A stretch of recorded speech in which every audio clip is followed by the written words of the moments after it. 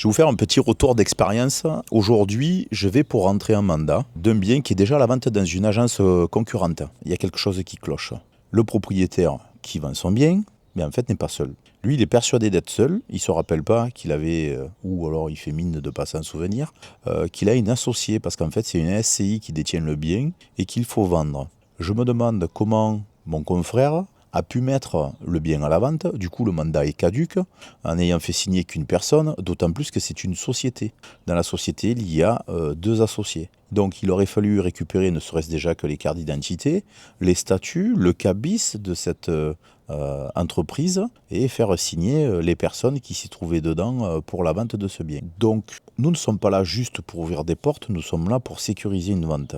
Et je préfère prendre le temps de regarder tous les documents, d'aller chercher les statuts, pour ce cas-là, de cette société et voir qui sont les associés dedans, qui sont les gérants, majoritaires, minoritaires, qui est décisionnaire dedans. Mais quand bien même, il nous faut l'aval des associés. Donc voilà, donc c'est hyper important de vérifier les documents. Imaginez que l'on trouve un client et qu'on n'ait pas vérifié ça et on arrive à un rendez-vous notaire, je vous garantis que le notaire, lui, nous aurait un petit peu retoqué parce qu'il nous aurait dit, attendez, sur l'acte de propriété était inscrit le nom d'une entreprise, est-ce que vous avez les statuts? Et si l'on découvre notre associé, alors déjà on passerait pour des blaireaux. Personnellement, je n'ai pas envie, hein.